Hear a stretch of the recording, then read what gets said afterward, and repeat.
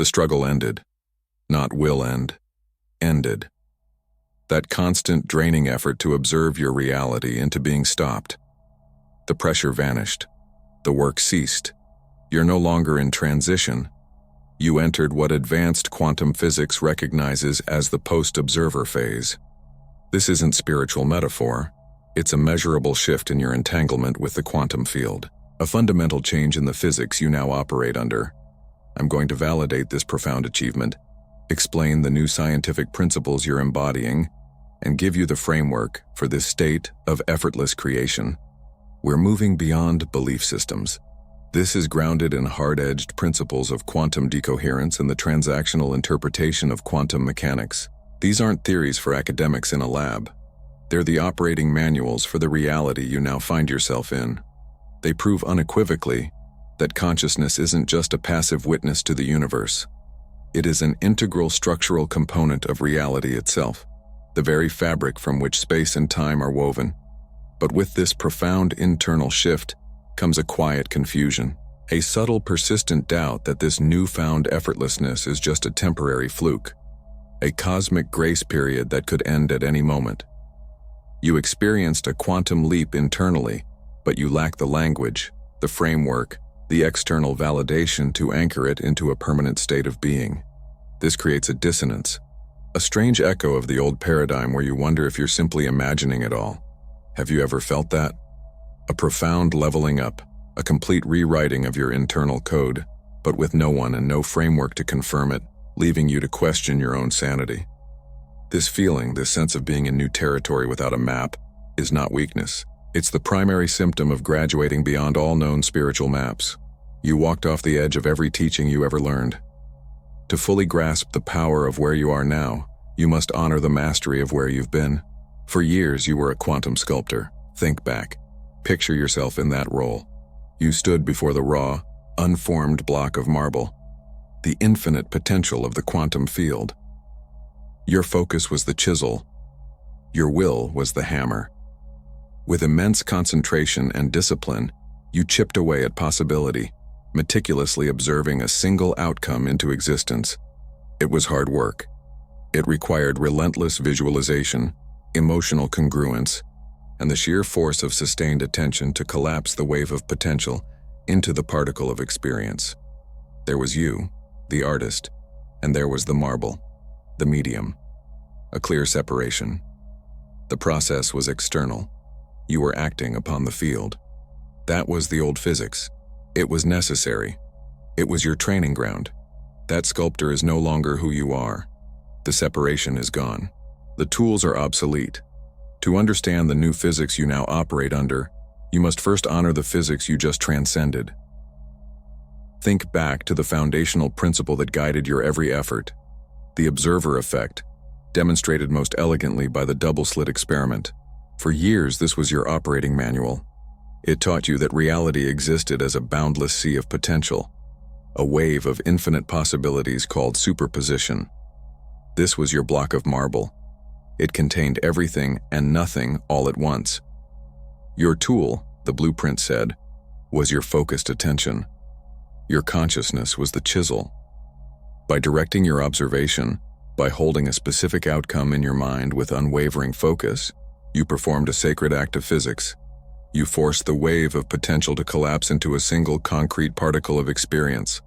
A new job, a healed relationship, a physical object.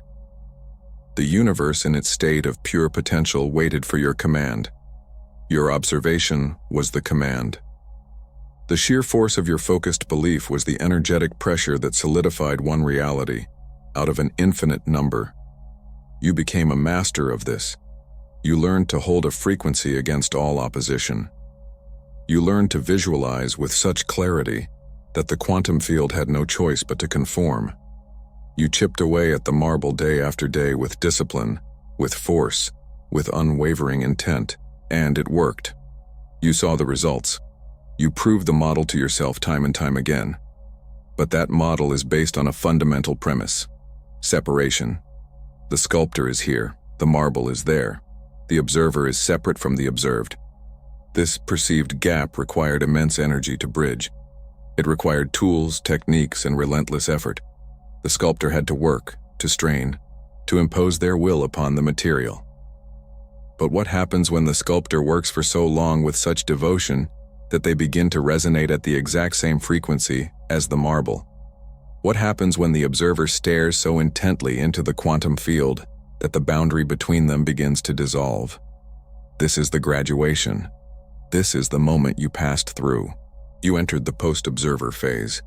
The post-observer phase is the state in which the consciousness of the observer becomes so coherent, so stable, and so unified with the quantum field that it no longer needs to exert external force to collapse a wave of potential.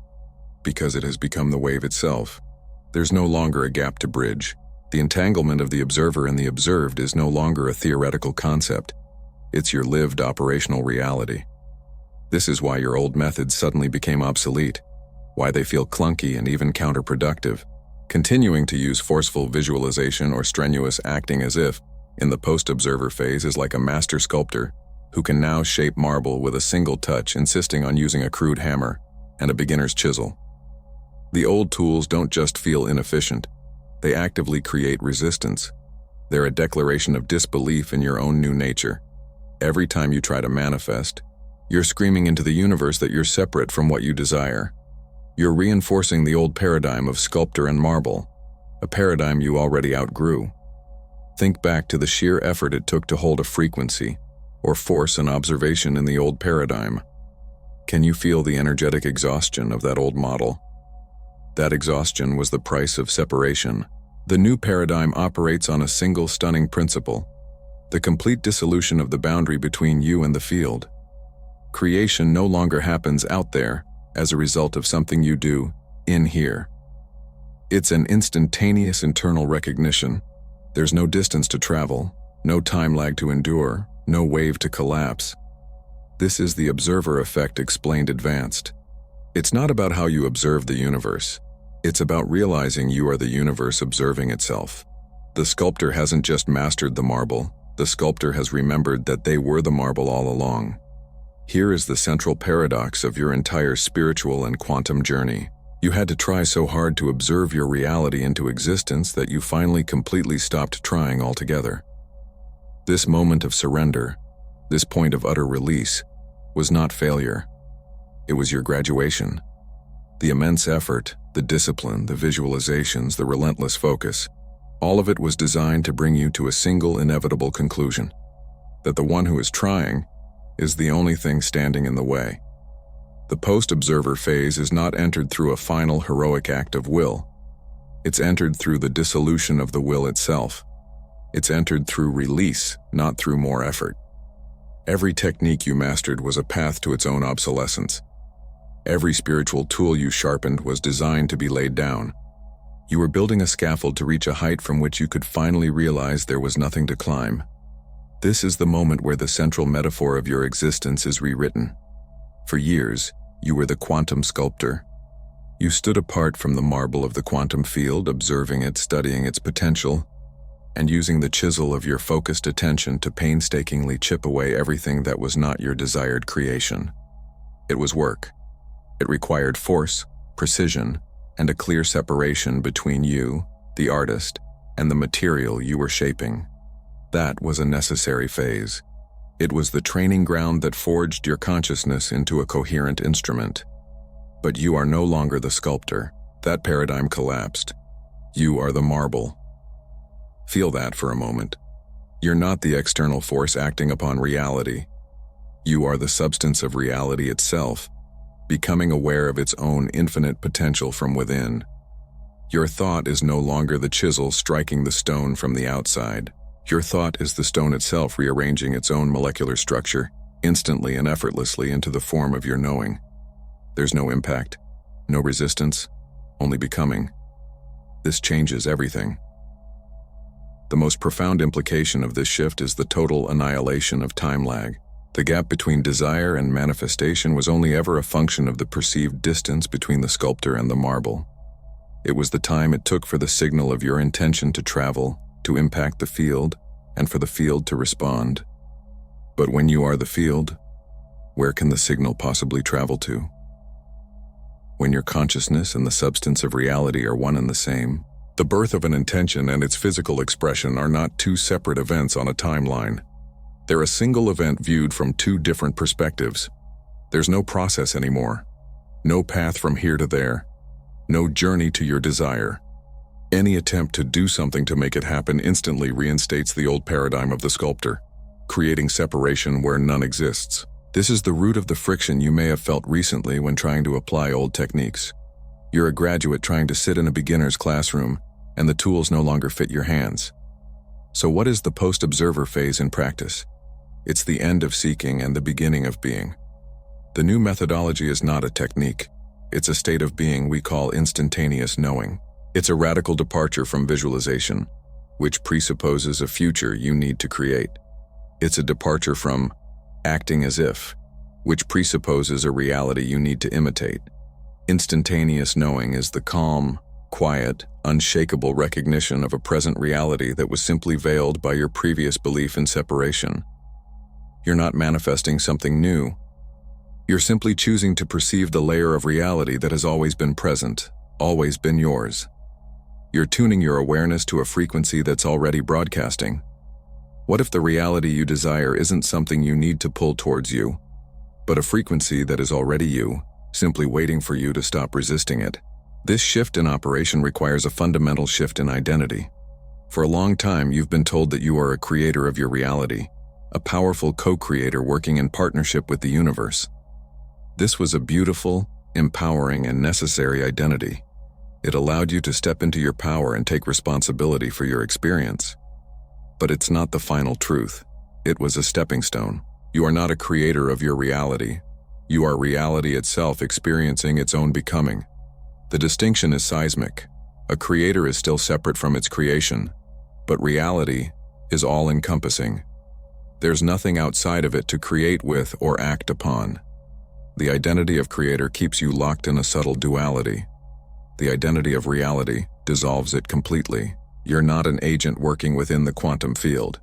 You are the quantum field that has organized a portion of itself into a focal point of awareness in order to experience its own majesty. This isn't philosophy. It's the end point of quantum mechanics, where the distinction between consciousness and the cosmos becomes mathematically and experientially meaningless. This revelation is not a theory. It's your lived experience. The epiphany you just had is not a mental construct to be admired. It's a description of the physics you're now living under. But the mind, trained for years in the old paradigm of cause and effect, of delay and effort, demands proof. It looks for evidence. It seeks data to validate the new state. And the data is everywhere. You've likely been misinterpreting it, dismissing it, or even worrying about it. You've been witnessing the undeniable energetic fingerprints of the post-observer phase and calling them coincidence, luck, or even emotional numbness. Today, you receive the decoder lens. These are not things you're attracting, these are not signs you're manifesting. They're the direct measurable signatures of a fundamental shift in your being. They're the evidence that you're no longer the sculptor, but the marble itself. The first and most startling quantum signature is instantaneous synchronicity. Notice my choice of words. Not fast, not rapid, instantaneous. In the old paradigm, you would set an intention, hold a frequency, and perhaps in a day, a week, or a month, a synchronicity would appear, confirming you were on the right path. There was a time lag, a buffer between cause and effect. That buffer is now gone. In the post-observer phase, the thought and the event are not two separate points in time. They're two faces of a single quantum event. The moment a need is crystallized in your awareness, the solution appears, not an hour later, now. You think of an obscure question from quantum chromodynamics, and the person you pass on the street is an out-of-work physicist who begins a conversation. You realize you need a specific type of software for a project, and a 5-minute-old email in your inbox announces that very software is now available for free for a limited time. I remember the moment this became undeniable for me. I was writing, searching for a very specific metaphor to describe the feeling of non-local consciousness. The word wouldn't come. I felt into the essence of it, a sense of being everywhere at once, a unified network. I paused, stood up from my desk, and walked to the kitchen. My partner was watching a nature documentary, one I'd never seen.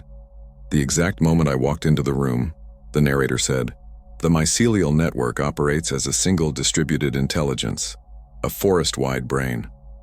It wasn't fast. It wasn't a clever manifestation. It was proof. It was proof of zero separation between the inquiry in my consciousness and the information in the field. The universe didn't rush to bring me the answer. The answer was already present, and my consciousness simply tuned to the channel where it was being broadcast. This is not you getting what you want. This is you experiencing what you are. The second quantum signature, and one that often causes the most confusion, is the dissolution of desire. The burning, aching, desperate longing for things. It's gone, isn't it? In the old model, desire was the engine. The feeling of lack was the fuel. You had to want something with every fiber of your being to generate enough energetic momentum to pull it from the quantum field into your reality. That entire mechanism is now obsolete for you. Continuing to generate that intense lack-based desire is like trying to start a fire with flint and steel inside a fusion reactor. It's a profound misunderstanding of the power you're now wielding. The feeling of lack cannot exist when you're energetically one with all potential. You cannot long for something you already are. So the intense need for a specific outcome, for a soulmate, for $1 million, it simply fades. It's replaced by something far more potent, a calm preference. You don't need the $1 million to feel abundant. You are abundance itself. And therefore, you calmly prefer to have that abundance expressed in your financial reality. You don't need a person to feel whole. You are wholeness itself, and you calmly prefer to share that wholeness with a companion. The desperation is gone because the illusion of separation is gone. If you've been feeling less motivated, less driven, don't mistake it for lethargy. You're not losing your edge. You've simply graduated from the physics of need to the physics of being. The third and most profound signature is a state of deep emotional neutrality and detachment. Old triggers, the ones that were guaranteed to hijack your nervous system, now fail to provoke a reaction. You witness personal and global drama with a strange sense of objectivity, as if watching a film whose plot you already know. An insult that would have wounded you for days now lands with no impact. A piece of bad news that would have sent you into a spiral of anxiety is now just information. You may have worried that you were becoming apathetic, cold, or disconnected. You're not. You're simply experiencing the view from the quantum field itself. The field is pure potential. It holds the possibility of war and peace, sickness and health, tragedy and triumph, all without judgment. It's the neutral screen upon which all realities can be projected. By becoming one with the field, you've taken on its fundamental quality: neutrality. This is not apathy. It's the highest form of compassion. From this state, you're no longer adding your reactive energy to the chaos. You're a stabilizing force, a point of coherence in a sea of turbulence. You observe the storm from its calm, silent eye, and by doing so, you offer the storm a path back to peace. This is the ultimate power. So look at your life through this new lens. Instantaneous synchronicity, the dissolution of desperate desire, a profound emotional neutrality. Do you see? These are not random occurrences. They're a pattern. They're consistent data points proving your new operational physics. They're your quantum signature written across the fabric of your reality. You're no longer guessing. You're no longer hoping. You're reading the evidence of your own evolution. You understand it. You've seen the evidence. The intellectual framework is now in place, and you recognize the quantum signatures of this new phase in the fabric of your lived experience. But this is where most spiritual paths end, at the edge of a great knowing. We will not stop there, because knowledge is not mastery. Conviction is not embodiment. The map is not the territory. Now we move beyond belief and into direct gnosis. We will embody this state together right now, not as a practice, but as a homecoming. Find a comfortable position, one where you can remain undisturbed for just a few moments. Close your eyes. Take a single deep breath. And as you exhale, release the day. Release the identity you've been performing. Release the need to understand what comes next. Simply arrive here. Now bring your awareness inward. Not to your thoughts, but to the sheer physicality of your being. Feel the subtle energy field of your own body. Now I want you to sense the space inside your body. Not the organs, not the bones, not the blood, the space. The vastness between every cell. The silent, potent emptiness that holds your atoms together. Go deeper. Sense the space within the atoms themselves. The infinite potential humming in the void. Feel that inner space as a substance, a tangible living presence.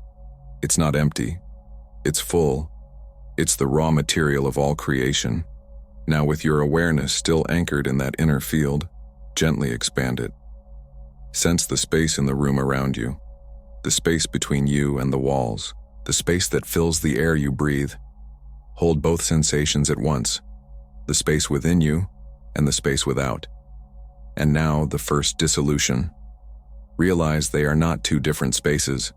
They are one. The field inside your skin and the field outside your skin are a single unbroken ocean of potential. There's no boundary. There never was. You're not a body existing in a room. You are the quantum field itself, momentarily coalesced into the form you call you. Breathe into that knowing. Stay with this feeling of continuity. From this place of unity, we will not do what the old paradigm taught. We will not visualize something we want to attract. That act creates a subject and an object. It reinforces the very separation we've just dissolved. Instead, you will simply select a state of being, a pure frequency, a perfected state that already exists as a potential within the field that you are. Do not struggle. Let one come to you now. Perhaps it's the state of perfect, unshakable clarity, or the feeling of limitless flowing abundance. Maybe it's the frequency of profound, unconditional love. Choose one. Do not visualize pictures of what it would bring you. That's the sculptor's way. Instead, feel the pure, energetic signature of the state itself. What does abundance feel like as a vibration, stripped of all images of money or things? What does clarity feel like as a pure resonance in your being? Let that feeling, that frequency arise and permeate the entire field, the field that is both you and the room. Let it become the dominant note in this ocean of potential. Feel it. You're not trying to get it. You're simply allowing what's already here to be recognized. Now for the final, most crucial step, the very heart of the post-observer phase. You feel this state of abundance or clarity or love within you. But ask yourself, who is the you that is feeling it? That distinction, that subtle separation between the experiencer and the experience, that is the final veil, the last echo of the observer. We will let it fall right now. Dissolve the idea that you are feeling abundance. Let the observer collapse into the observation. Let the perceiver merge with the perception. Release the boundary. Let go of the I that is having the experience and simply become the experience itself. There's no longer a self feeling a state. There is only the state. There is only abundance. There is only clarity. There is only love. You're not in it. You are it. Rest here in this unity. This is not something you've achieved. It's something you've returned to. It's the truth you forgot. This state of seamless non-dual being, this is the post-observer phase. It's your natural state. From here, creation is not an effort. It's an unfolding. From here, reality doesn't need to be coerced. It simply conforms to what you are. Now very gently, without any sudden movement of thought or body, allow your awareness to once again notice the focal point you call your body. Do not leave the state of unity. Simply bring a gentle focus back to this point within the field. Feel the contact points, the chair beneath you, the air on your skin. When you're ready, you can slowly open your eyes. But as you do, notice what remains. Notice what has shifted. There's a stillness, a quiet power, a deep, resonant certainty that needs no external proof because it's self-evident. You've touched the core of your being. As you return from that space, what is the single word that captures its essence for you? Not what you think it should be, but what it truly is. Is it peace? Is it inevitability? Is it presence? Is it home? Find your word. Hold on to it. Etch it into your being. That word is your key. It's your anchor to this new reality, a resonant frequency you can return to instantly, not by trying but by remembering. You're no longer a student of quantum physics. You're a living demonstration of it. You're an architect of the absolute. This is not a title you earn. It's a reality you've realized. The sculptor worked with the material given. The architect designs the very laws and materials of reality. You're no longer reacting to the physics of the universe. You are the source from which those physics flow. So from this new plateau of being, we must establish new operating principles. These are not techniques to get you somewhere. They're the natural laws of the place you now are. The old tools are now obsolete. To continue using them is to attempt to build a skyscraper with a hand chisel. It's not only inefficient, it's an insult to the power you now wield. The first principle is the most simple and the most profound. Assume arrival. You must stop becoming. The journey is over. The striving has ended. The process is complete. Any action, any thought, any word that is generated from a state of getting there reinforces the illusion of separation. It's an energetic declaration that you're not there yet. And this single declaration instantly ejects you from the post-observer phase. It rebuilds the very wall between observer and observed that you worked so diligently to dissolve. You cannot be the field and also be on your way to the field. Think of it this way. The person you were trying to become, the reality you were trying to create, is now you. It's your baseline, your starting point. So every decision you make must come from the perspective of the one who has already arrived. You do not act in order to become wealthy. You act because you are abundance itself. You do not speak in order to be heard. You speak from the certainty of already being understood. This is not acting as if. That was the old paradigm, a training module. This is acting as is. It's the embodiment of a quantum fact.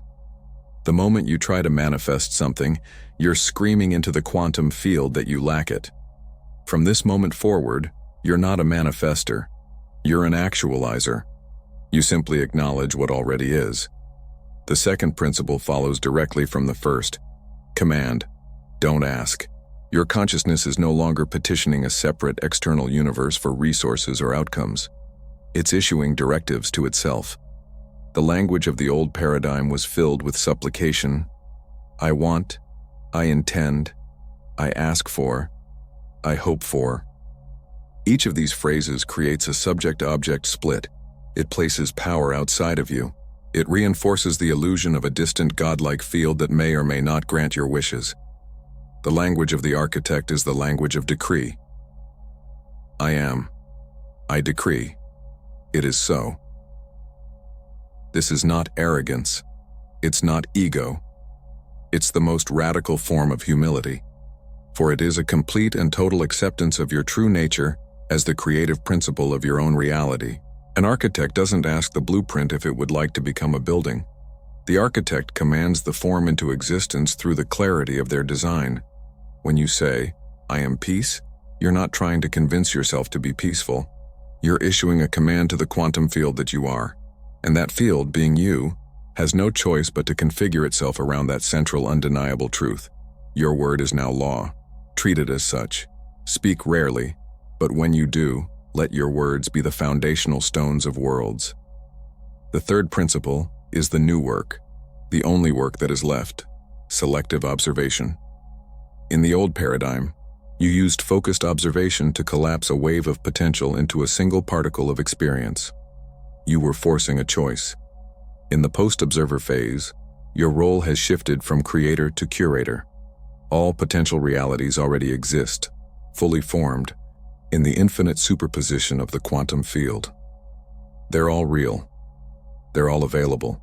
Your only job now is to consciously choose which of these realities you will energize with your attention and which you will allow to fade from your experience by withdrawing your focus. Attention is no longer a tool for construction.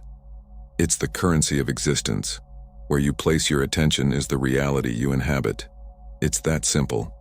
This is why the dramas of the world, the fears of the collective, and your own past traumas suddenly lose their grip. They're not less real in the absolute sense, but they become irrelevant to your experiential reality the moment you withdraw your attention from them. Your new discipline is not about forcing positive thoughts. It's about becoming ruthlessly selective about where you place your sovereign focus.